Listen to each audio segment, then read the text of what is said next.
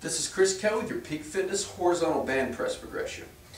Now keep in mind when we're talking about progression with this exercise, we also have bands of varying strength, and one of the natural progressions would be to move through this with a band of weaker band and then move to a stronger band and kind of reapply this progression. So with that said, what I'm going to do is just kind of demonstrate how this works. Alright, so for our first exercise, for phase 1 or our phase 1 exercise, I'm going to start with one leg forward here, chest is up, shoulder blades down and back. I'm just going to press straight forward.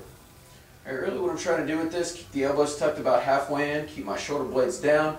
If I'm cueing the client, I'm going to put my hands in front of them to kind of cue them to press into my hands. I'm going to cue them to press out a little bit so they don't fray their arms. They're coming in this way.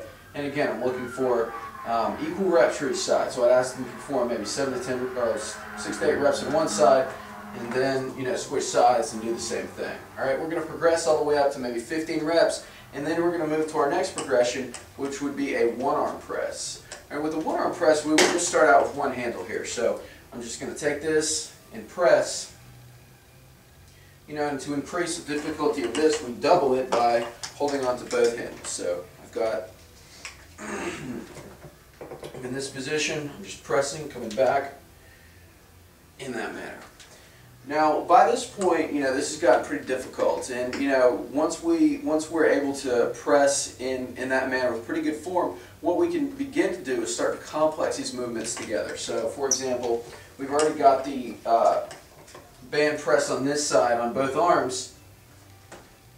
So instead, I might ask the client to perform 10 one-arm presses on one arm, 10 one-arm presses on the other arm,